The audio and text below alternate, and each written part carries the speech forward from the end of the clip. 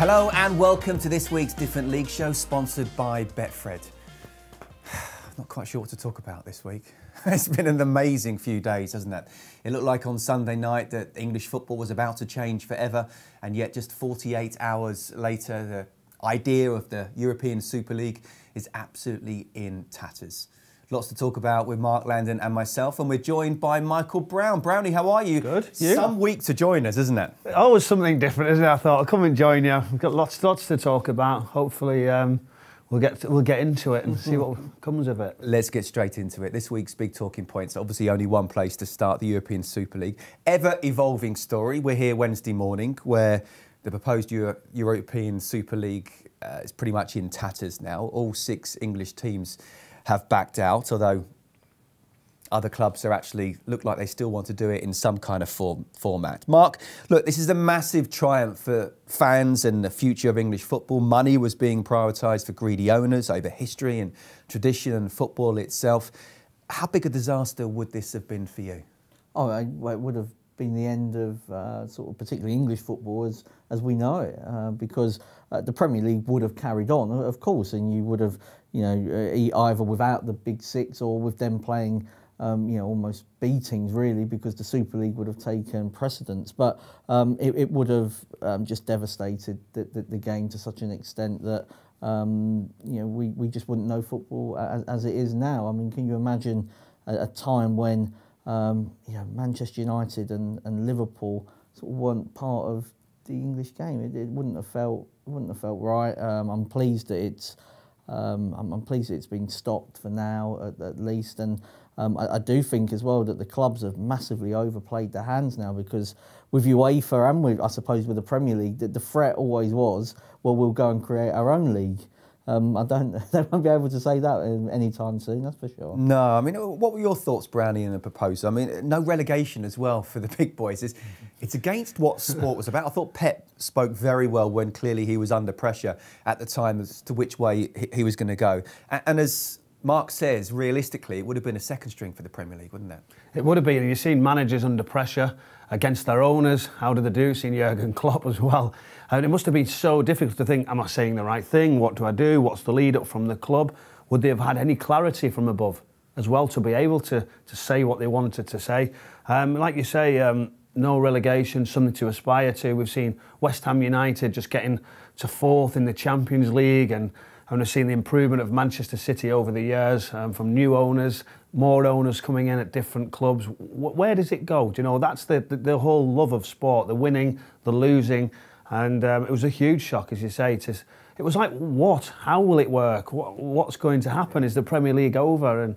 And rightly so. It's been I think, put to bed quite quickly, I'm hoping. Very quickly indeed. I mean, how much credit goes to the players that spoke out, to the managers who stayed true to their feelings, even if they didn't exactly say what they wanted to say, to the fans, but also to government as well, because they came out very harsh, didn't they? Yeah, they did. I mean, the government don't mind jumping on the bandwagon, do they? So I suppose they were...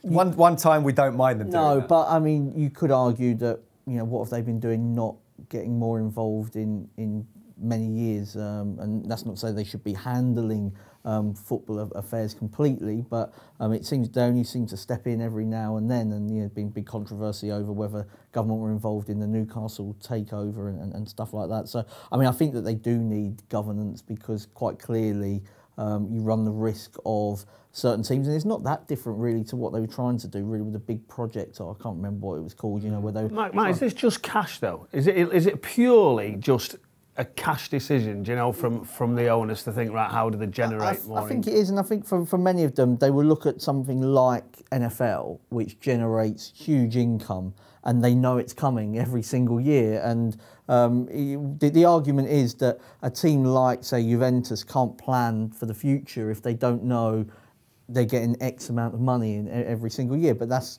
jeopardy, isn't it? That's sport. That is sport. And if you can't afford Cristiano Ronaldo, don't get him. And you know, and if you have to have players on 50 grand a week rather than 200 grand a week, then that's what you have to do. That's the thing. We were growing up to play. We set off, Scott. It was more of we loved playing football. All you wanted to do, and we understand the business side of it, how it's grown and how it's developed. The Premier League's amazing now, isn't it? European competitions, but we're losing a little bit of that love from when you started kicking that ball in the streets as a kid, and to why you wanted to play and to be on that stage. And we've got to be careful. And I understand it, but it's now a real cutthroat business and not that sport we all love. Really. I wonder if we're there already. To be honest with you, should all the 6 clubs be punished for this, despite them turning their backs now? I mean, John Henry's said he's apologised for what has happened over the last 48 hours, and yet he clearly has been planning this along with the others for months, if not years as well. We've seen resignations, haven't we? We've seen owners now coming out to say we wouldn't have done it if the fans didn't approve, etc., etc. They're going to have to say that, aren't they? But we talk about punishment as it's not gone ahead. I don't fully know the rules, and as a player, we sort of look and say, well, we don't want that, but the ins and outs of the rulings of how they're going to be punished. Okay, forget the rulings then, because we don't know exactly what the Premier League rulebook says, but what would your gut feeling be that what should happen? Well, it doesn't look good, does it? And you would expect there'd be something done. What? Whether it be financial, whether it be something else to punish the players. Well, you've got to say it for me is the players and the coaching staff of what they've put in place and what they've done. It'd be very hard for them to take a punishment. And yes, they'll say punish the big 6 and take points off them, do this, don't let them allow in these competitions. But then again, you're punishing supporters, you're punishing the players who've come and backed it, haven't they? Straight away, these players have come and said, not for us, let's get behind not doing it. So ultimately, I think you can only sort of say it's going to have to be a cash injection somewhere. Yeah, I personally feel that there shouldn't be a punishment, but there should be an independent regulator to make sure this thing never happens again. But what do you think? Yeah, I don't think they should be punished because, I mean, you are talking about, just the owners here. This is not pushed from the managers and the players, and it feels wrong, I think, because they will have been part of the decision making in actually turning this around, and it's the same for the supporters of those clubs. If they would have got on board with it, this probably would have got through. So to then punish them with points deduction, I think would be wrong in terms of the Premier League. In terms of UEFA, maybe UEFA will feel like they could ban a team from their competition, but I doubt it. They want them in it. They need them in it, and I think if any, a fine is really the only. We've talked about logistics of this before, haven't you? Banning teams out of the Champions League, it causes a lot of problems,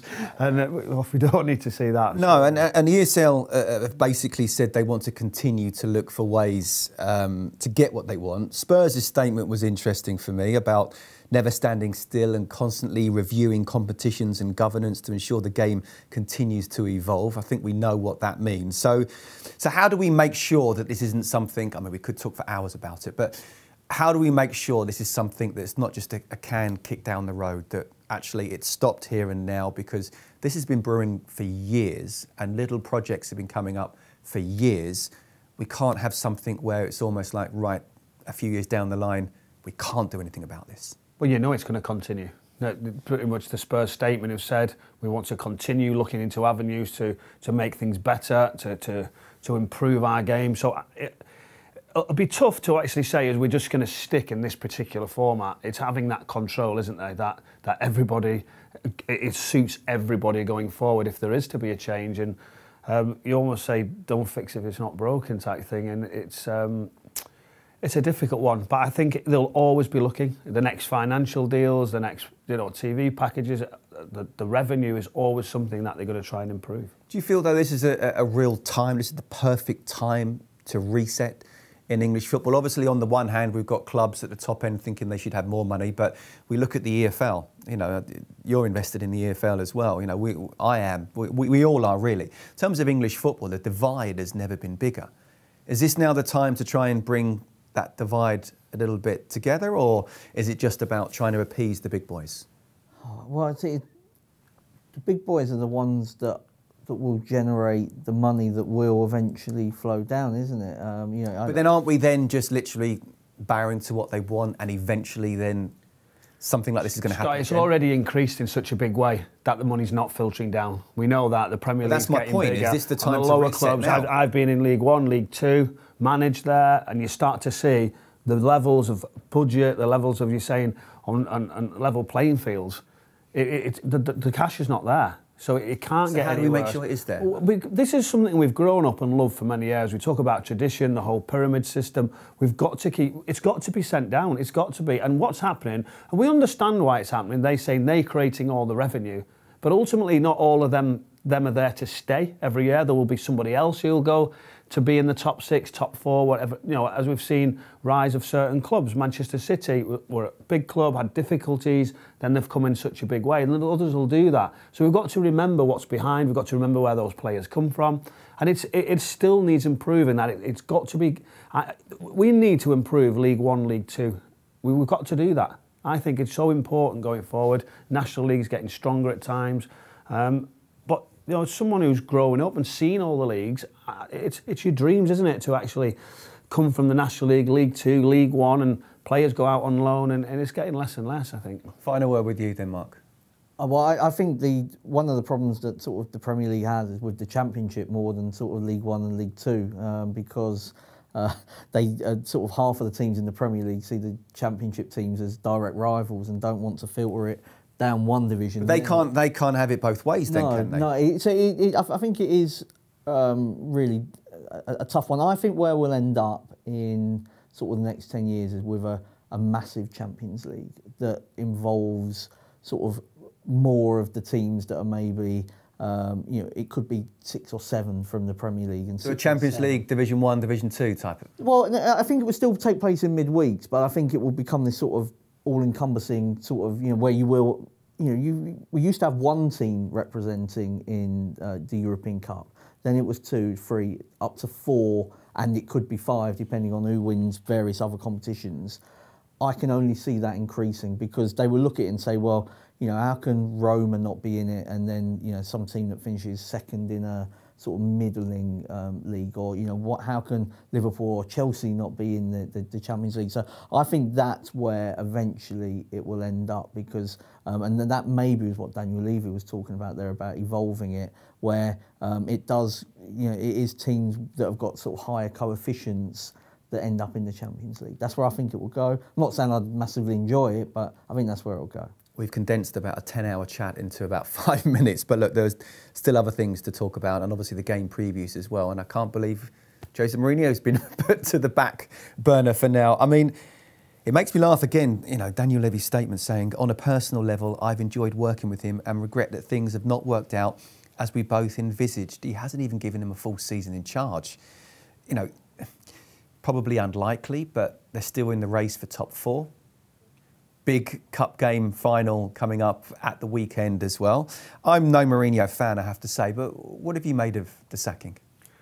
I just felt that the pressure was increasing, the run of results, the record of results and points that he was gaining. And I felt the body language of some of the players. I was at Everton on Friday night, and I don't know what it was. I watched the substitutes.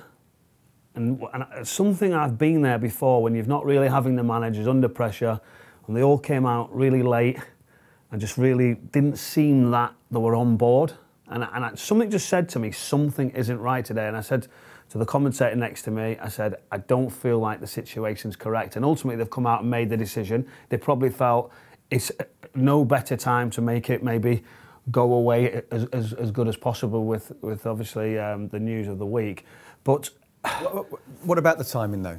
Just before a cup final. It's very, very strange. But I think what Daniel Levy is probably in his mind is probably thinking, the players have gone. There seems to be no spirit there. There's a lot of tension between everybody, not getting on with him. They can put somebody else in, and if he gets that little bounce, there's a little charge there towards the Champions League, and can that sort of enthusiasm of new things get him a cup final victory against a strong Manchester City side? So that's what he's thinking. We're all saying he will make a decision quickly. Will he have somebody in place? And Daniel Levy's generally on point with things like that. He's decided to go in-house, Powell, Gibbs and Ryan Mason, big call, Ledley King there still assisting. But now they've got talent in that squad. The players are fantastic players, we know that. but there's something in their makeup that it can't just be the manager. There's got to be something in those group of players or the recruitment of the right players, because they still keep losing away from home, don't they? Yeah. Professional and personal hat on, Mark.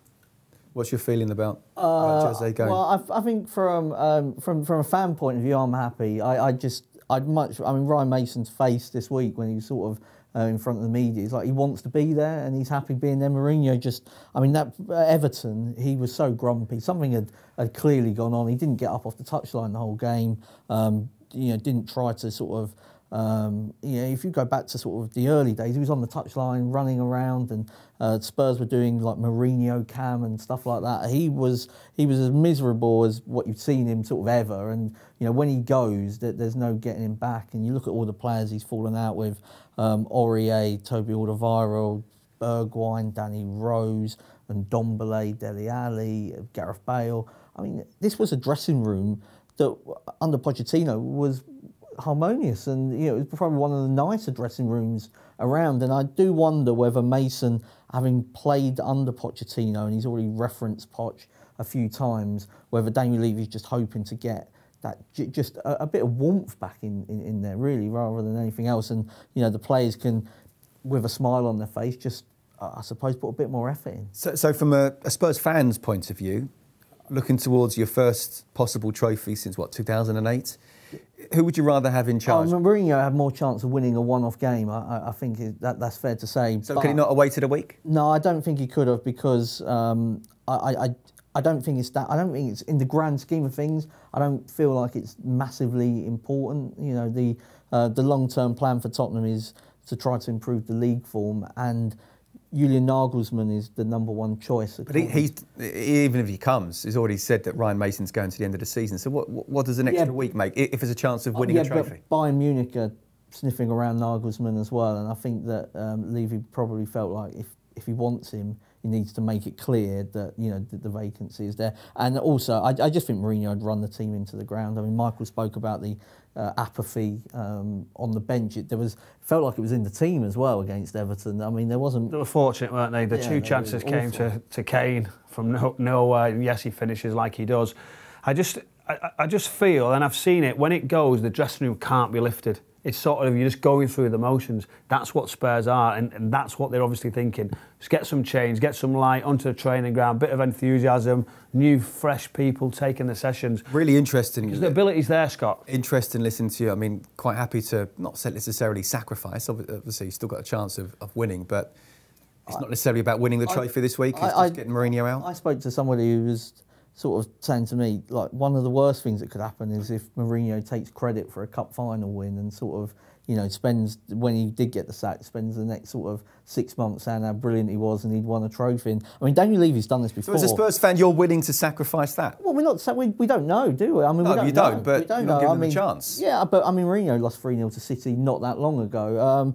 I mean, I just think that the team needed a lift, and I don't know if they do need a lift, but to be fair to Mourinho, is the argument to say, well, he should be judged at the end of the season where the table is, and yes, you can say results and criticism, but if he delivered a trophy and he finished 4th, 5th, is that successful? And they've already said, and listen, Ryan Mason, fantastic guy, and he's a bright young coach. I think he's got a big future in the game, but he's not a manager, not right now, and not a Spurs manager right now, but he's been given it to the end of the season. So it's not as if they're getting something in straight away and losing. If we don't get him in straight away, we'll be losing out. Yeah, but I just think that Mourinho had just poisoned. Like, the fans are. Where does Jose go from here then? Well, I think a national team. I'm not sure he's that day-to-day management now where he sort of does what he does every day works, and so if he can do it on an international level, you haven't got the players for as long. You can't fall out with them. Can't fall out with them. It's the same thing. Do you know what? At Chelsea, when he was there, they were winning, they were delivering trophies, titles. Everything's happy, isn't it? And you're loving your players, and the dressing room and day-to-day is fantastic. What's happened with Mourinho is when he doesn't win, he can't really take it. He has to. It's a different stance, and ultimately we've seen he falls out with a lot of the players. I think we knew what was going to happen. Perhaps just a bit surprising, the timing of it. So. Final one here then. Where do Spurs go from here, and where does Jose, in your opinion, go from here? I think it's going to be difficult for Jose to see him in the Premier League now. We would pretty much all accept that. It's been a wonderful watch of Mourinho's journey along the way, and I've really admired him in lots of ways. And it's difficult to see a manager of such ilk, have won everything, to be now sort of not working out for him again.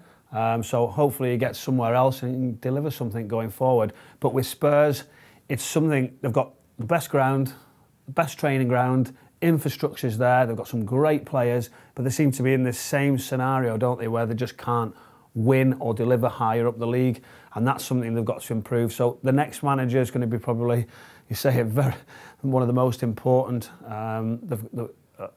Again, you talk about Kane, players, who's going to stay, who's not, and at that point, who's going to be able to deliver something if a Kane goes. Final one then. Will Kane be there next season, and who do you feel will be the Tottenham? I think he will be there because we spoke. Daniel Levy's not going to sell him for anything less than astronomical figures, and I don't think people will pay it because Haaland, maybe even Mbappe, would be much more attractive at that price.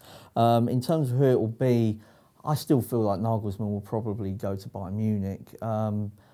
Brendan Rodgers, I think, is probably the more interesting one. I know it from the outside would look like a sideways step at best, but I think Rodgers sees himself as like managing a big top European club one day, and I think it's easier to make that step from Tottenham to Real Madrid or Paris Saint-Germain, as Pochettino did, than from Leicester. That might be unfair on Leicester, it probably is, but it's just there's just a pecking order, and I don't think Real Madrid could take a manager from Leicester. I think that would be quite a difficult sell for their for their fans.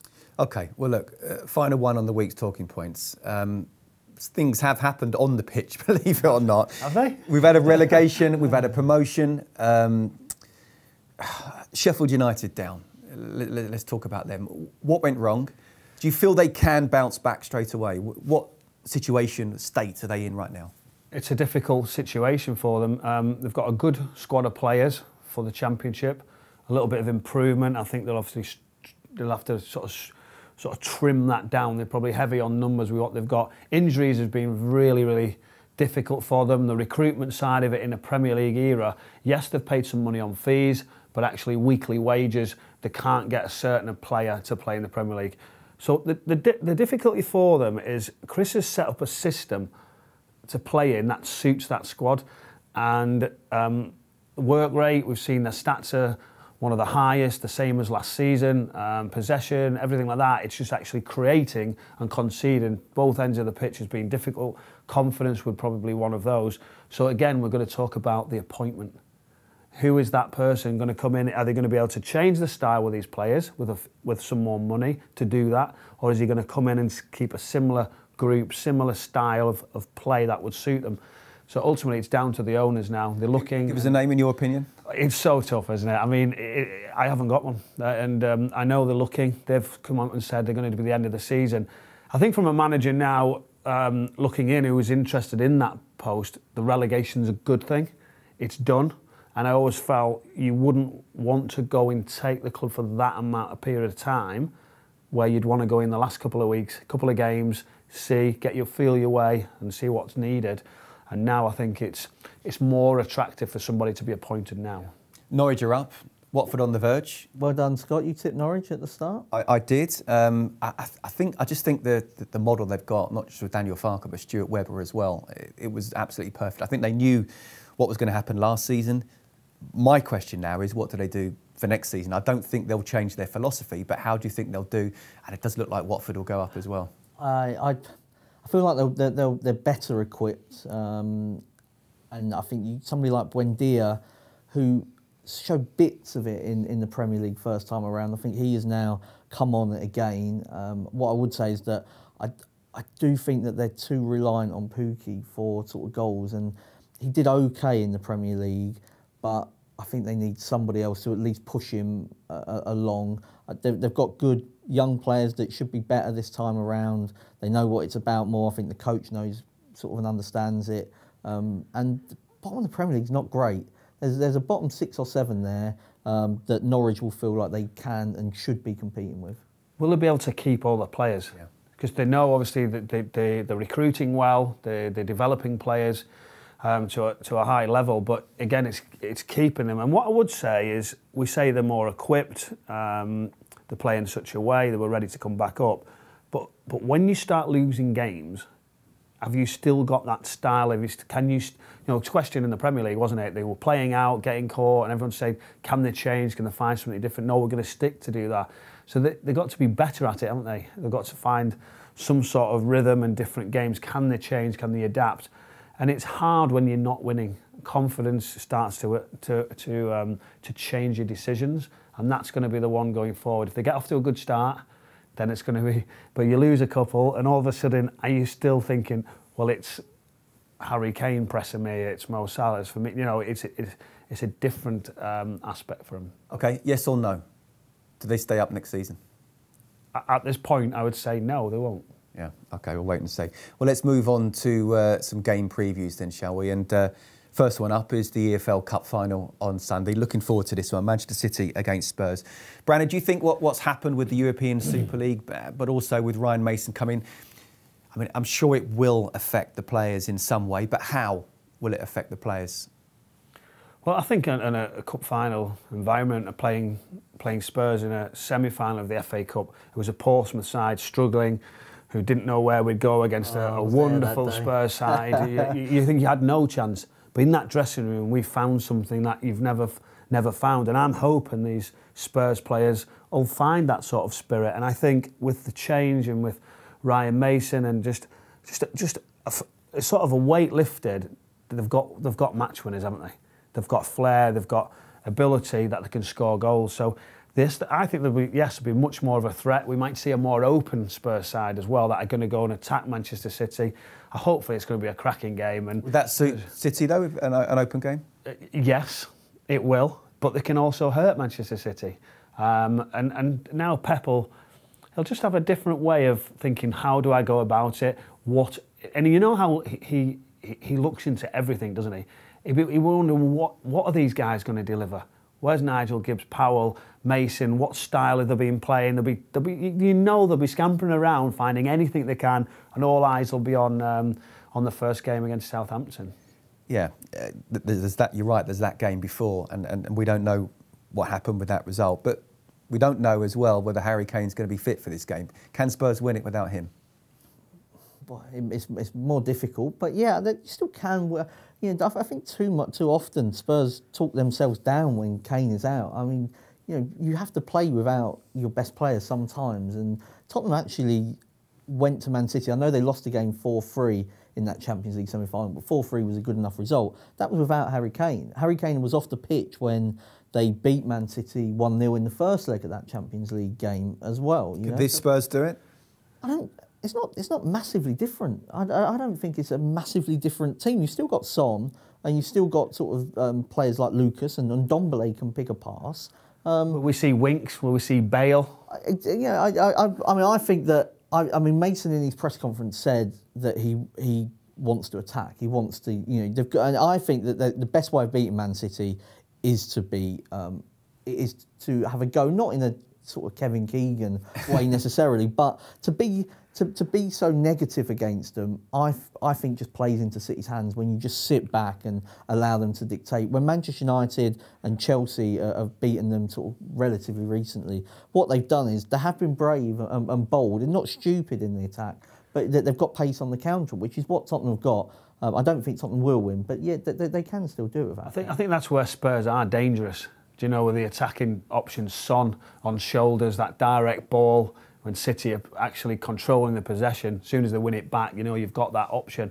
And they talk a lot about counter-attacking. They don't want to be counter-attacked, this Manchester City side, and they know that's one of the teams that can catch them. And I'm really looking forward to his team, his selection, how they're going to set out. And hopefully, I think it'll be fascinating, brilliant. I think it's made it a better final because we know a Mourinho side, we're going to be staying in it, they'll be tough to beat, and then they can attack from there. This is a Man City side who are controlling possession, but they maybe not always is cutting without that 9. So what system will they play? Will there be a false nine because it's a cup final, or will they play the Champions League side? I won't ask you who you want to win on this one, but taking your Spurs hat off, putting your City hat on, what did you make of Pep's team selection? Very strong on paper, but there was a lot of changes, which then it's difficult then to suddenly hit the ground running against a top Chelsea side.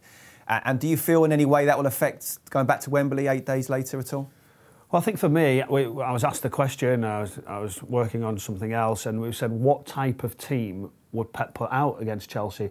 I felt it needed to be very, very similar to the Champions League team, because it's this Chelsea side who've been really tough, not conceding goals, on a great run, and I felt that we were going to need that sort of level to beat them, and the changes really were too many for me. I would have left more out against Aston Villa, ready again to go on Sunday, but the league could get tight because of the Leeds result if Villa doesn't. So you understand why Pep's doing it, and it's hard to question it, but me personally, I would have gone a little bit stronger. OK, we'll go on to your Betfred selections here, but how disappointed as well were you that the fact that, you know, having said what you said, I said a similar thing as well, even though who are we to question Pep? Yeah. The quadruple's off the table now. Well, we're looking at something historic, weren't we? And for it to be given away for a team selection, we understand, because the bigger things is delivering Champions League, delivering Premier League. We do understand these players are playing week in, week out. We don't know everything that happens in those dressing rooms, the loading of players. But I felt it was one that got away that could have been delivered for sure. I totally agree. Betfred selection for this one then? Well, I should be saying a draw, shouldn't I? But I'm going to be there. I'm looking forward to being at the game. I just think at this moment in time, I would say Manchester City 3-1. OK. We don't yet know whether Kevin De Bruyne will be fit, and there's a few City players out of form as well. So team selection will be important. What's your Betfred selection? I've gone for exactly the same. Man City 3, Tottenham 1. I don't think Spurs defensively can cope with City, but they might have a goal in them. I'm really interested. Ryan Mason's, I know he's friends with quite a few of the players. It's going to be an awkward sort of selection for him, which ones don't start at Wembley. You don't want the finger in this morning Harry every day when he's going past him, and then it's going to be this one this week. So sorry, mate. I do think Harry Kane is absolutely key here. I think City will win whatever. If Harry Kane plays, it's both teams to score. I'm not sure he will. I'm going for City to win 2-0 here. And the thing as well is, we're actually not knowing, will Pep play a weakened side ready for the Champions League? He could do it again, which will be fascinating. If he does, and they lose. Wow. OK, we should wait and see that, but we're all agreed, I think, a City win. Let's talk about the Premier League now, shall we? On Friday, Arsenal play Everton. Mark, how do you feel Arsenal will react after what's gone on? I feel like it's probably easier without supporters inside the stadium. It would have been very hostile. And I think actually even the Liverpool and Chelsea haven't quite put the performance in. There was a lot of issues off the pitch. This will at least now be a couple of days will have passed. There'll still be negativity there, but I feel like it's probably easier on Friday than what it was for Jurgen Klopp on Monday to sort of get the dressing room focused. So they should be okay. The one thing is, though, this Premier League game doesn't really matter to Arsenal because it's their whole season rests on winning the Europa League, and you could say sort of Arteta, not necessarily his future because he might still be there next year anyway, but what he wants to build, so much easier if you're in the Champions League. So I'm not sure the Premier League's, in terms of where the priorities are, is right at the bottom now. Yeah. Arsenal, are they becoming Spursy? I mean, the away performance to Slavia Prague, absolutely superb. And then really they were lucky to get a draw against Fulham, weren't they? Yes, they were, and they dug in to do the game against Sheffield United, got a good result because the pressure was on them. Well, I feel he has to win. I feel he's under big pressure already. Yes, it was a good recovery in the Europa League, but he's got to win these games. He's got to finish as high up. He's got to win as many games as possible because he is under pressure. Well, they're currently ninth, and if, Villa and Leeds win their games in hand, they drop into the bottom half. And that's why I think it's so important. He's got to win these games, and he's coming out, and you've seen in some of his press conferences, he's feeling it. He's been cagey with his team selections of, you will wait and see, this is what we'll deliver. And he knows the pressure's on him. And I think it's a huge game. I think it's more than just the Europa League, to be honest with you. What about Everton? No win in 5, no win in 6 in all competitions. The table suggests they're still in with a top 4 shout. I think realistically we can say they're not. But where are they right now? I thought the Tottenham performance was better than a lot of their other recent ones. That's for sure. But I just think that they're short of sort of the best teams, and they haven't really improved enough. I said last week I didn't feel like they'd improved enough over the last 12 to 18 months, and I stand by that. They have had quite a few injuries, and I think that has disrupted them. In midfield, Decore was quite an important player to sort of get the ball back, and James has had his injuries, but I think when they signed him, they knew that was probably the case. Otherwise, he probably wouldn't have gone to Everton. They haven't got many replacements for Calvert-Lewin when he's not around. So there could be excuses. I just feel that the league table position is probably about right. I don't see them as being quite good enough for the European spots, and I think we've been saying that for like 5-10 years, and then that's probably the issue for Ancelotti, how he improves that. Yeah. Okay, Betfred selection for this one. I'm going to go Arsenal 2-1. I've seen Everton. I thought they did really well against Spurs. Home form has been concerning. Whether they can do better, Calvert-Lewin, will he be fit? We'll soon see. But they've showed promise, haven't they, Everton? And then ultimately they just haven't delivered towards the end. Home form, very concerning. And I think Ancelotti's got away with one this season, not having the supporters, especially on the home form. Mark? I'm going to go for a draw. Everton have drawn their last 3, and Arsenal have had 3 draws in their last 6 Premier League games as well. I've no idea how these two are going to play. They're so inconsistent, aren't they? But I'm with you. I'm going to go with Arsenal on this one. Both teams to score. But literally, I think it's a difficult one to call. I really do. OK, on Saturday, game preview 2, or it is Liverpool against Newcastle. Talk about the reaction, and you're right, Mark, to talk about for Liverpool on Monday it was difficult. For Chelsea on Tuesday it was difficult. Liverpool and Manchester United have really come under the spotlight here. Not the players, of course, but the players have come out and said what they've said. Jurgen Klopp said what he said. Do you feel, again, there'll be a bit of a fallout here still, or do you think the extra couple of days will be better for them? I'd be surprised if there weren't protests outside Anfield over the weekend. Feels like there's a big negativity towards the owners rather than the team, and I don't see that resting and sort of just quietening down any time soon. Very passionate supporters of Liverpool ones, and if they're not happy with something, the previous American owners found that out to their cost. So I don't expect them to let it sort of lie down, but they'll be fully behind. I know not inside the stadium, but they're fully behind the manager and the players. So I feel like now that they are out of the Super League, that the focus can return to the league form, and they maybe had opportunities to get that second goal against Leeds, but it was always going to be a difficult game. Leeds are a good and tricky, awkward side to play against. So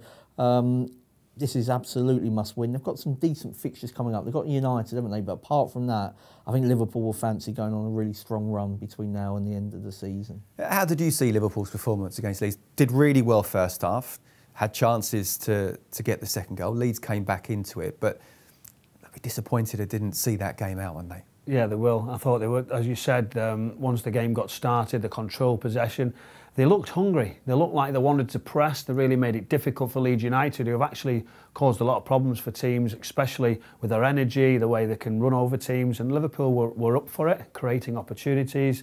I thought at the start of the second half, they had 3 opportunities. Jota started to get into it. I think it was a free header from a set piece as well.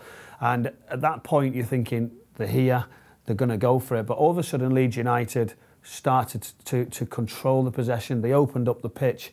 And at that point, they put Liverpool on the back foot and they couldn't cope. And it was really difficult for them. A couple of mistakes. Obviously, no Mo Salah in the team, which makes a difference. So the pressure's on. They were in the top 4 for a little while, and then they're back out of it when Leeds United got that equaliser. So I think it's a real interesting game. Newcastle have improved last couple of weeks when the pressure was on. Some players back for Steve Bruce, and but for me, I think it will be a comfortable Liverpool win. What about Newcastle? Are they safe now for you? They're 15th in the league, 8 points above Fulham. Still got that game in hand.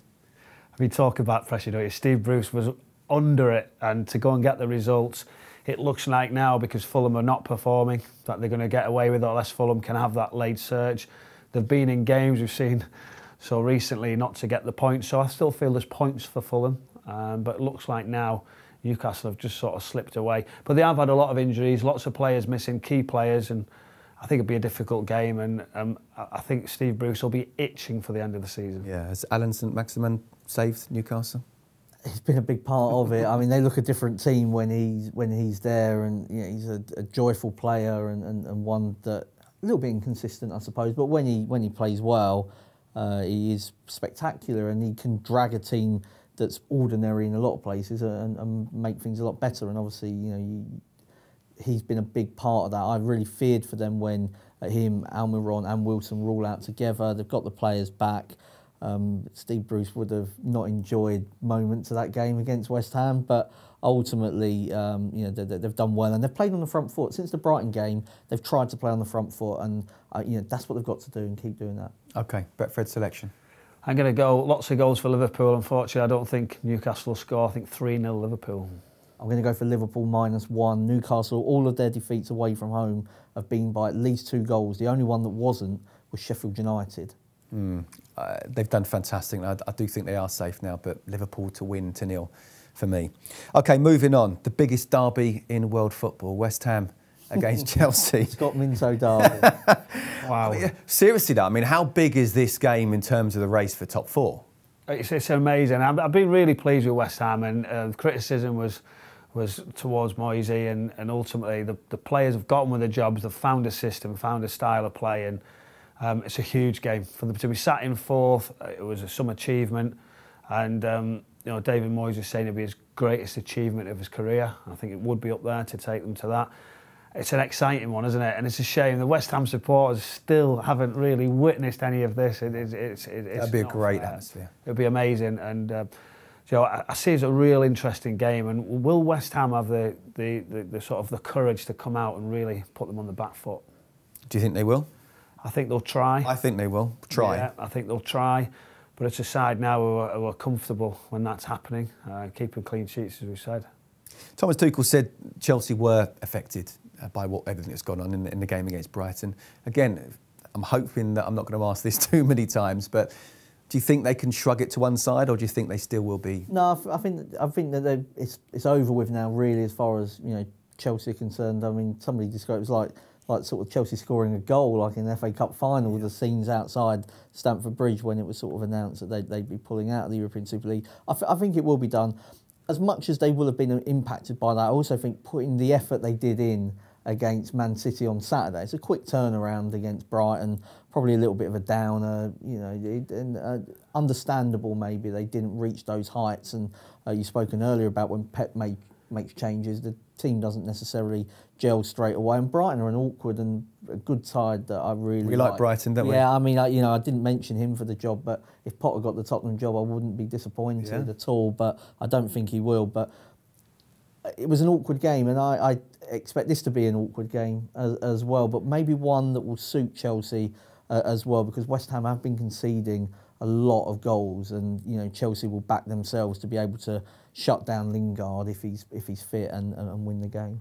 Key players out as well. How do you see this one going? What's your Betfred selection? Well, it's such a tough one, isn't it? I see a close game. I put a score draw for me. I've sat on the fence. That's good of you as well. I've done exactly the same. But do you know what? I actually honestly think that if West Ham had a full strength side, I mean, I've played obviously for both teams in this fixture. How much it means to the West Ham fans, and even though they're not there, the players will feel it. I just feel with key players being out, and I do think I agree with you totally. I think that Man City game took a lot out of Chelsea. I know it'd be a week further on, but still, this is going to be a really, really tough game for Chelsea. So I'm going for a score draw as well. I'm going to go for Chelsea to win and under 3.5 goals. I think it will be another classic low-scoring Chelsea win. Let's move on to Sunday. Leeds against Manchester United. Final one of the 6 that were supposed to be in the European Super League. And I'll definitely be making sure this is the last time I ask this. But arguably, perhaps, United, the most scrutinised team of the 6 in there with the Glazers and etc. How do you see the United players reacting to this one, the first game after? I think the players will do the job. I think they're on a high, Manchester United. I think they'll be full of confidence to go and take Leeds United on. I think it could be a crazy scoring game. Like the other one, yeah. And I'll see that with my predictions shortly. But I think it's a Manchester United side still in transition. I think when it's a team where they have to come out and play and control possession. I've been at Old Trafford for several games and they haven't done that well with it. The pace, the tempo of it. So although they're controlling, they don't seem as cutting. But when they're away from home, they seem to have that little bit of a threat where they can have the fight, they can stay in games, and then they can counter. And I think that's where it's going to be key for them. I think the players now, business end of the season, I think they've got to go and perform, and I feel like they'll realise what's off the pitch, and I think players can be, I think they've become quite good with that to shut it out and go and get on with their job. It's 5 straight league wins for United. They may not be playing brilliantly, but they know how to win, don't they? And as Brownie says, they like a team that comes onto them, and Leeds come onto them, don't they? We saw the reverse fixture. They do. I feel like Leeds have learned a few lessons from those games where they took a few beatings, didn't they? United and Tottenham sort of away from home. And actually at Ellen Road, they've competed really well against a number of the big teams. I mean, Liverpool on Monday night are a good example of that. And you would have felt that Liverpool, another team that would really enjoy that counter-attacking space that Leeds so often leave behind. I feel like Leeds are in a better place now to be able to compete against Manchester United. And for all that Bielsa is a romantic in the way he wants his team to play, I don't see them sort of getting opened up like they were and play, I suppose, as foolish really as what they did, and naive as what they did against United first time around. What do you think? There's a part of me that would say that seems absolute common sense. There's another part of me thinks Bielsa just does plan A, and if it doesn't work, make plan A better. Well, if you listen to Pep, he actually said, you do not underestimate this team right till the very end. And he actually quoted it before Leeds went and obviously won at the Etihad. That will give them confidence to beat City, to then take on Liverpool and be very dominant later stages of the game. They'll be looking forward to it. I'm just ashamed it was Sunday. I was asked to do the game and I'm going to be at the cup final. What a game, Leeds United versus Manchester United, and I can't be there. And I want to be at that game. I feel like it's going to be a great game. If the supporters were there, it would be off the scale, I think. Iconic fixture, isn't it? Betfred selection for this one. Are you ready for it? You sat down. Goals, 3-3. Okay. I'm going to go for Man United not to win this game. So Leeds or draw, double chance. Look at the Leeds' results at home to the big guys. They've drawn with Chelsea, they've drawn with City, they've drawn with Liverpool, they've won away at Man City as well. I think this is a hard game for United. I think it's a hard game, but I'm going the other way. I think Leeds can score, but I think United have shown even if they concede the first goal. And I just think that Leeds will come at them and it will suit United as well. So I'm going for both teams to score, but United to win. OK, final one of our game previews. It is Leicester versus Crystal Palace. And thankfully, neither of these two teams were involved in the European Super League. Who knows in the future? How big a boost do you feel that Leicester being in the cup final would be for them for this game? Or will it be a little bit like after the Lord Mayor's show? I think it'll be a huge boost, because I think if they'd have lost the semi-final with the pressure on the results that they've been getting in the Premier League, all of a sudden, I mean, the table just literally squeezed on them, didn't it, for that top 4 yet again. The hangover of last season, thinking what's going to be the outcome of it. Pressure was on them, they delivered. And I think it'll have been a good week on their training ground at Leicester City, a bit of a change from the week before, losing, players obviously getting into a little bit of trouble. So I think it's a perfect game. I think it's a side who'd probably be close to being on the holidays for sure. So yeah, it's a real challenge now. It's so tight, and I just feel Leicester City have to go and stamp authority all over the game.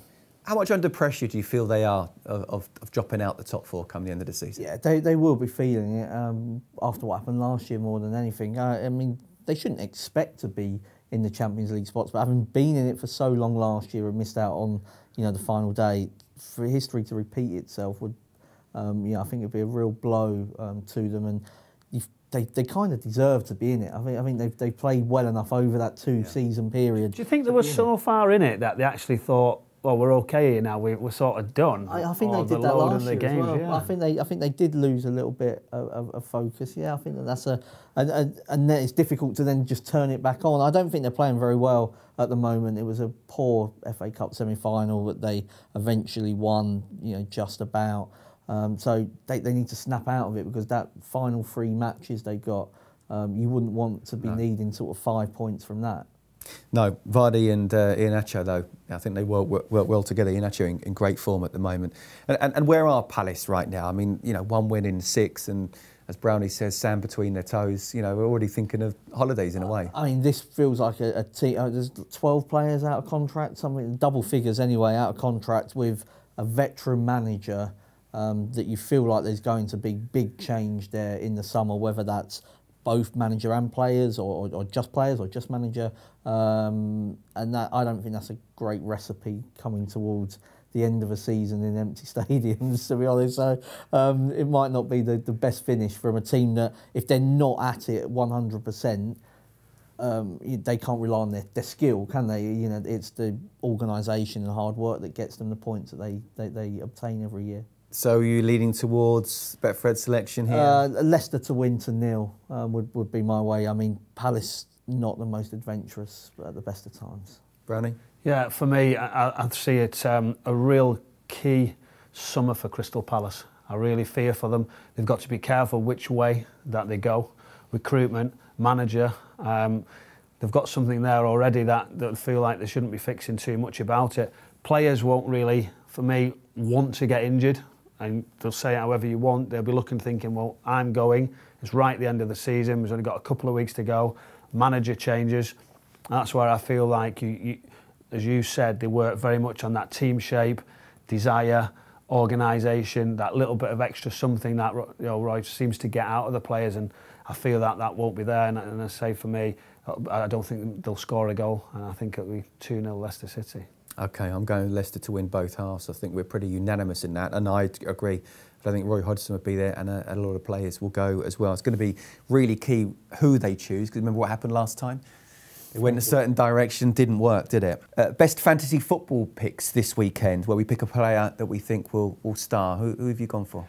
Well, when I said this, and I seen Leeds v Liverpool, and he wasn't fit, Rafinha, I've been so just honoured to watch him. I've been fascinated how he goes up and down, he creates something.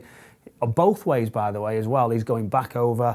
He just seems to have that energy and he seems to be on top of his game. I really like watching him. And if he is fit, hopefully he is, Leeds, Manchester United, it's a perfect game for him to go and set the tone.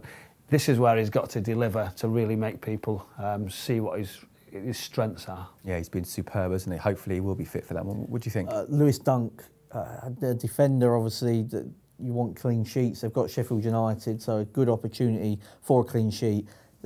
They're a good side, Brighton. They should be higher up in the table, and it's not really. I don't think it's sort of Lewis Dunk's fault that they're not as bit further forward in the other box where they've passed up opportunities. And he's actually a threat. I mean, he's got 4 goals this season, not far off being Brighton's top scorer, given their issues in the box. So, yeah, hopefully Dunk can be effective in both boxes. I have to see on that one. For me, I've mentioned him already, Kelechi Iheanacho. I think he's playing really well at the moment. I think he's scoring goals. I think that getting the winner in the FA Cup semi-final will give him a lot of confidence as well. Palace, as we've said, they're almost on the beach, aren't they? So Kelechi Iheanacho for me. And final one now, Team Treble, a team that we think will win and why. 10-1 this week. Who have you gone for? I'm sorry I haven't got more because we've already just discussed it. I've gone for Leicester City because I've given you the reasons. Crystal Palace, I just don't see being at the races, unfortunately. So I think I'll be amazed if Leicester City didn't win, and we understand why. Yeah, Mark. League Two, Cambridge, absolutely flying. Should get promotion any time soon now. They host Stevenage. Stevenage are difficult to beat usually and involved in a lot of low-scoring games, but they have lost 3 in a row. And Cambridge are on a great run, beat Orient on Tuesday night. Wes Hoolahan, who doesn't play in the midweek matches, hopefully he'll be back to pull the strings at the weekend. OK, I'm going for League One, AFC Wimbledon to win at Ipswich. And if you look at the table, you think, wow, I can't see that happening. But please just listen to me. Ipswich haven't won in the last 4. They haven't scored in the last 4. They conceded 3 against Northampton and against Wimbledon only last week. Wimbledon have won the last 4. They came from behind to beat Oxford on Tuesday night. They stuck 3 past Ipswich, 4 past Swindon and 5 away at Accrington as well. So for me, Wimbledon... The stats are there. It just proves the point. They can't fail. And the odds are pretty decent as well, but it is 10-1 for the Team Treble. That's it, Brownie. We could have been here for hours, couldn't we? Could And we have. probably still will be as well, talking Europa Super League. But what are you up to this weekend? Yeah, busy weekend. Bundesliga on Saturday. We've got a double header on Friday, doing different things, and Sunday the Wembley. cup final, Wembley. Yeah, Brilliant. so I'm really looking forward to that. Good to see you, mate. See you Thanks again for having soon. me. Mark, as ever, great stuff. Thank you very much for your time. Okay, that's it for this week. Thank goodness the Europa Super League isn't going to be. And all I can say is on behalf of everybody here at Betfred and also the Racing Post, if you are to gamble, please gamble responsibly.